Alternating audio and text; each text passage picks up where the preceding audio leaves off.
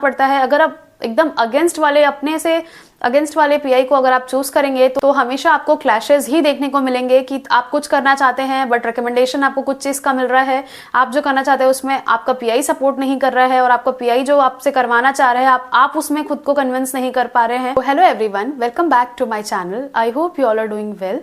So this video is in continuation with this video, that is I have discussed so many factors that affects the life of a, यानी कि आपके first day जब आप PhD में entry लेते हैं से लेके आपको पीएचडी अवार्ड होने तक का जो ये डिस्टेंस है इतना बड़ा सा, इतने सालों का, उस बीच में आने वाले हर्डल्स के बारे में हमने डिस्कस करा था कुछ फैक्टर्स.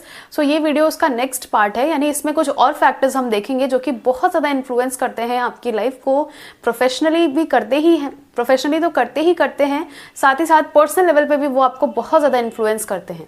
सो अगर आपने फर्स्ट पार्ट नहीं देखा है, I will provide the link in the description box और else I will tag it in the I button. You can check it out and if you like my efforts you can hit the like button and do subscribe my channel for more such videos.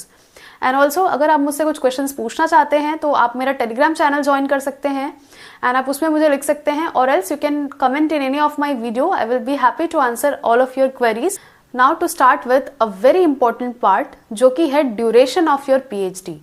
अगर आपने देखा होगा किसी भी lab में अगर आप apply कर रहे हैं तो आप अगर ड्यूरेशन की बात करें कि उस लैब में एक स्कॉलर को अवार्ड होने में कितना टाइम लगता है, तो आप देखेंगे वो बहुत ज़्यादा डिपेंड करता है और वैरी करता है from lab to lab as well as from institute to institute. यानी कि अगर आप एक ही इंस्टीट्यूट के लैब में भी कंपेयर करें अलग अलग पीआई के अंडर में तो वो ड्यूरेशन अलग होगा, और एक इंस्टीट्यूट के लैब को और एक दूसरे इंस्टीट्यूट के लैब को कंपेयर करें तो उसमें भी आपको काफ़ी डिफरेंस देखने को मिलेगा.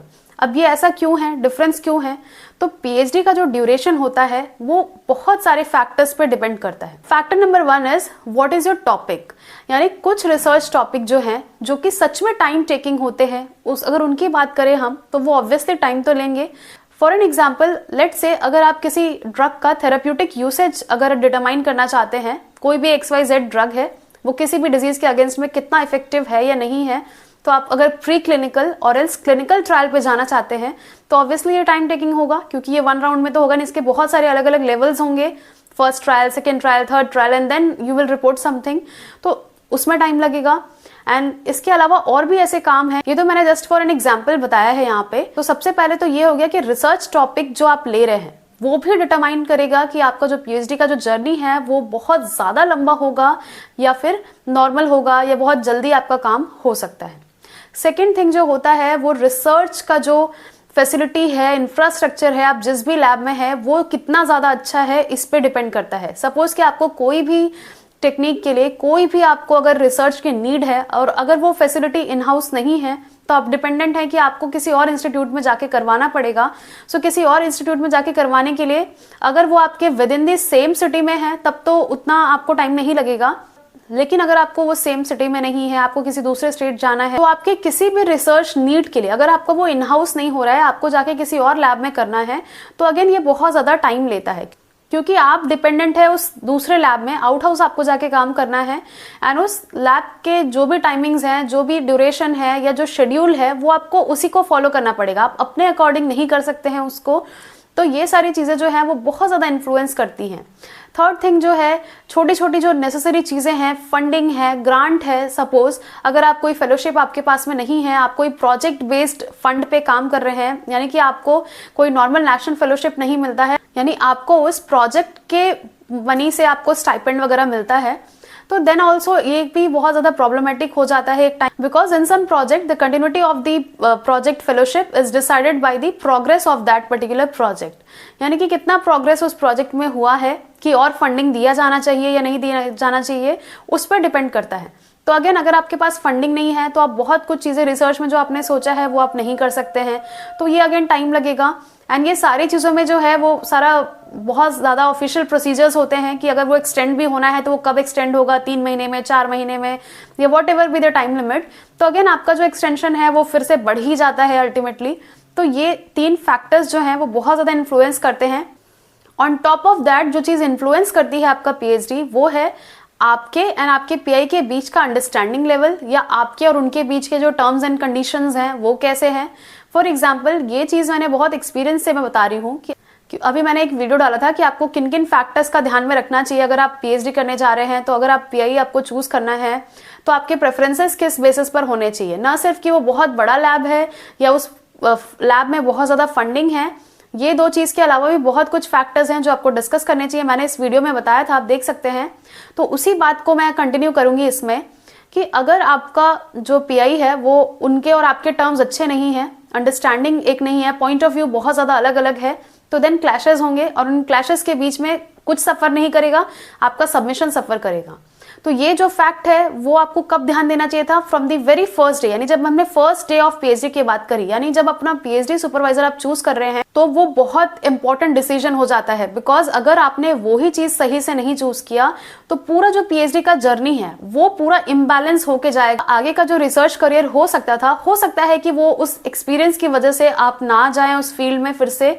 तो ये भी होता है कि आपको थोड़ा सा पॉइंट ऑफ व्यू मैच करके चलना पड़ता है। अगर आप एकदम अगेंस्ट वाले, अपने से अगेंस्ट वाले पीआई को अगर आप चूज करेंगे तो हमेशा आपको क्लैशेस ही देखने को मिलेंगे कि आप कुछ करना चाहते हैं बट रिकमेंडेशन आपको कुछ चीज का मिल रहा है, आप जो करना चाहते हैं उसमें आपका पीआई सपोर्ट नहीं कर रहा है और आपका पीआई जो आपसे करवाना चाह रहा है आप उसमें खुद को कन्विंस नहीं कर पा रहे हैं।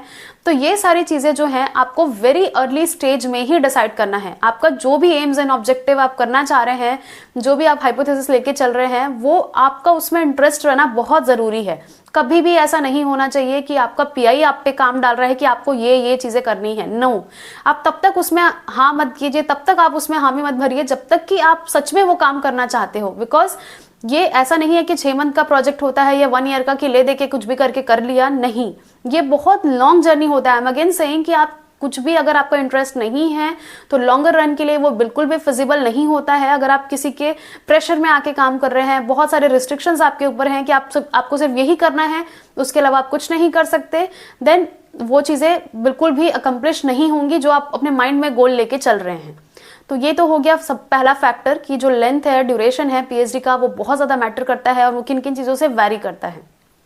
नाउ सेकेंड थिंग जो कि अगेन बहुत ज्यादा इंपॉर्टेंट होता है वो ये है कि आपको बहुत ज्यादा इंट्रोस्पेक्शन करना पड़ेगा कि क्या सच में आप पीएचडी करना चाहते हैं। ये मैंने अपने फर्स्ट वीडियो में भी बताया था कि सिर्फ फेलोशिप है उसलिए पीएचडी में मत जाइए।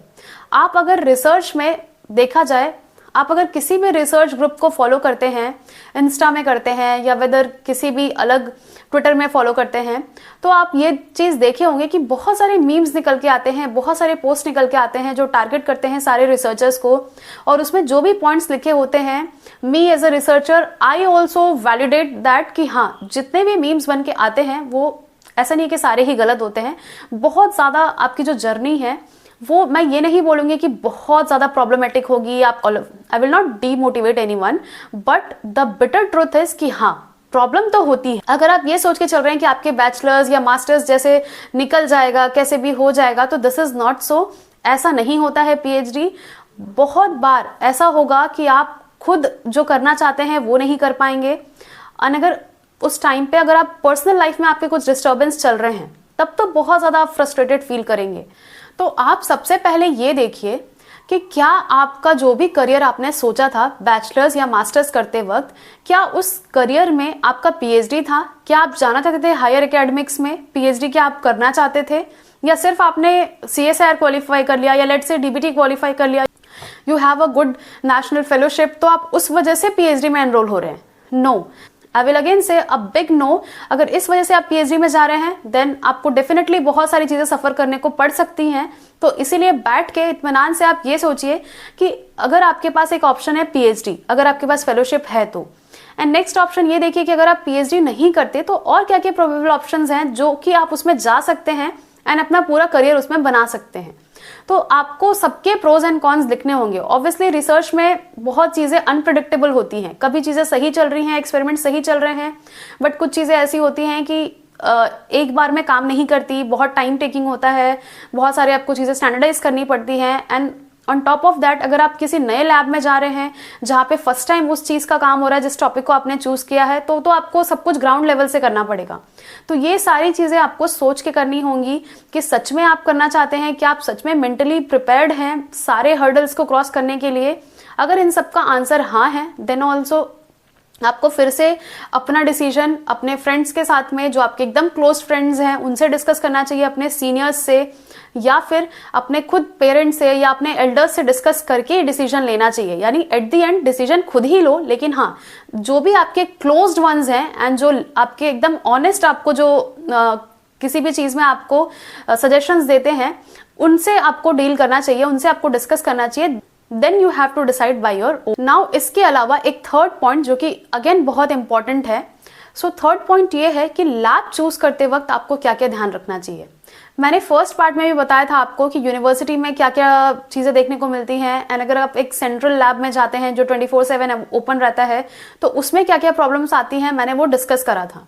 अब उसी के कंटिन्यूएशन में मैं यहाँ पे बोलना चाहती हूँ कि अगर आप एक लैब चूज कर रहे हैं, एग्जाम्पल के लिए ले लेते हैं, लेट्स से एक लैब, उस लैब में काम हो रहा है प्लांट बेस्ड ड्रग्स पे, यानी कि वो प्लांट से सेकेंडरी मेटाबोलाइट्स एक्सट्रैक्ट आउट करते हैं in the form of various kind of solvent extract, and then उसको अलग अलग फॉर्मुलेशन में वो क्या करते हैं, उसका क्लिनिकल प्री क्लिनिकल ट्रायल करके वो उसको वैलिडेट करते हैं किसी भी एक पर्टिकुलर डिजीज के लिए या बहुत सारे डिजीज को लेकर टारगेट करते हैं। तो वो लैब उस चीज का है, ठीक है। तो आप उस लैब में जा रहे हैं, अगर वो लैब बहुत पहले से सेटअप है, सपोज कि वो लैब जो है अभी 25 चल रहा है, तो वो लैब अगर मान लो कि 2000 का सेटअप है, यानी 25 साल हो गए उस लैब को चलते, या फिर अगर 2015 में भी है, सेटअप हुआ है 2015 में ही वो लैब बना है, तो भी 10 इयर्स हो गए। तो उस 10 इयर्स में आप ये सोचिए कि कुछ तो कुछ काम हुआ ही होगा। अगर हर साल स्कॉलर्स नहीं भी आते हैं या इंटर्न्स नहीं भी आते हैं, स्टिल अगर हम देखें 10 साल में इतने तो इंटर्न्स या इतने तो स्कॉलर्स निकले होंगे या आए होंगे जिन्होंने कुछ तो काम करा होगा। अब वो लैब जो पर्टिकुलरली डिसाइडेड है कि वो इसी में काम करेगा, तो बहुत कुछ चीजें जो हैं वो ग्राउंड लेवल पे करी जा चुकी होंगी। तो आप जब उसमें एनरोल होंगे, पीएचडी जब जाएंगे आप एनरोल होके, तो आपके पास में जो डायरेक्शंस हैं वो आपके डिसाइडेड होंगे। यानी आपको पता होगा कि फॉर एग्जाम्पल अगर आपको कोई भी दूसरा प्लांट दिया जाता है XYZ व्हाटएवर, एंड आपको बोला जाता है कि आपको उसको टेस्ट करना है कि ये पर्टिकुलर किसी डिजीज के अगेंस्ट में इफेक्टिव है या नहीं है, लिटरेचर वाइज वो इफेक्टिव होगा, बट आपको एग्जैक्टली पता करना है कि हाँ कौन सा पार्ट या फिर कौन सा पर्टिकुलर जो उसका बायोएक्टिव मॉलिक्यूल है वो इफिशियंसी है रखता है उस पर्टिकुलर डिजीज के अगेंस्ट में।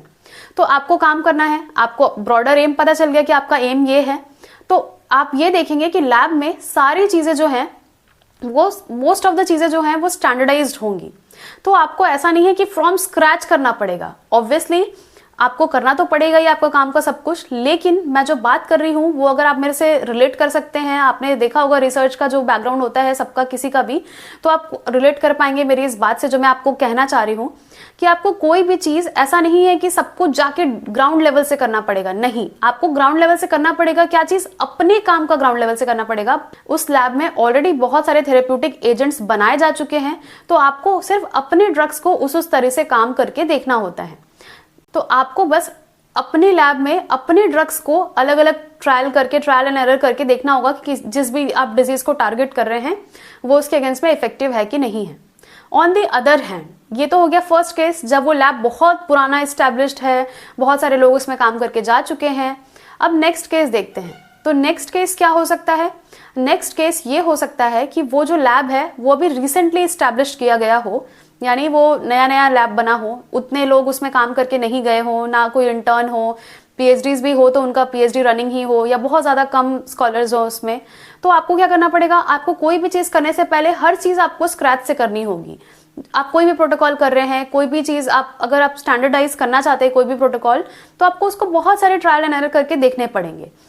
बहुत बार ट्रायल एंड एरर करने के बाद में उस लैब में एक आइडिया तो हो ही जाता है, एक बेसिक आइडिया तो हो ही जाता है कि ऐसा ऐसा करने से एक्सपेक्टेड आउटकम ऐसा आ सकता है।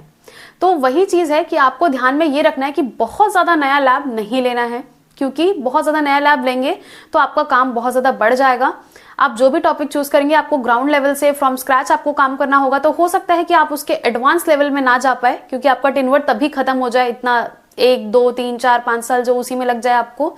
तो इसीलिए हमेशा कोशिश करें कि जिस लैब में बहुत पहले से ज्यादा काम हो चुका है, यानी जो लैब्स एस्टैब्लिश्ड है ऑलरेडी, आप उसमें ट्राई करें, न कि एकदम ही नए लैब में जाएं।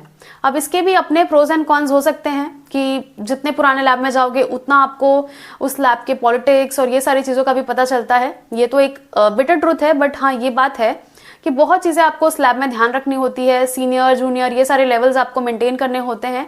बट अगर आप रिसर्च करियर वाइज देखें तो लैब वही चूज करें जो बहुत टाइम से एस्टैब्लिश्ड हैं, हमेशा रिसर्च उनका प्रोग्रेस दिखता है हर साल, नहीं में भी आपको अच्छे आउटपुट्स दिख रहे हैं, रिसर्च पेपर्स दिख रहे हैं, कॉन्फ्रेंसेस में आपको प्रोसीडिंग्स दिख रहे हैं। तो ऐसा लैब चूज करें जो कांस्टेंट आउटपुट दे रहा है। ऐसा नहीं कि 2024 में पेपर आया और उसके पिछले 4 साल तक कोई पेपर नहीं है, ऐसा नहीं होना चाहिए। कंटिन्यूएशन में कौन इन्वॉल्व है, कौन सा रिसर्च लैब इन्वॉल्व है, ये सब चीजें देख के ही आप लैब डिसाइड कीजिए। एंड मैंने फर्स्ट पार्ट में भी बहुत सारे फैक्टर्स डिस्कस करे हैं, आप वो भी देख सकते हैं। तो आज के जो मैंने 3 फैक्टर्स डिस्कस करे वो बहुत ही इंपॉर्टेंट फैक्टर्स हैं, तो आप इनको कंसिडर करिए। And in the next part I will discuss some personal level problem of a research scholar जो कि वो एक्सपीरियंस करता है from last day of his or her PhD। तो उस थर्ड पार्ट में हम प्योरली ये देखेंगे कौन से छोटी छोटी चीज़ें हैं जो वो बॉदर करती हैं एक रिसर्च स्कॉलर को, कि वो कल ही जाके PhD रिजाइन कर दे या वो कल ही PhD क्विट कर दे। तो हम उन फैक्टर्स को डिस्कस करेंगे। So stay tuned and till then like, share and subscribe my channel for more such videos. Thank you so much for watching.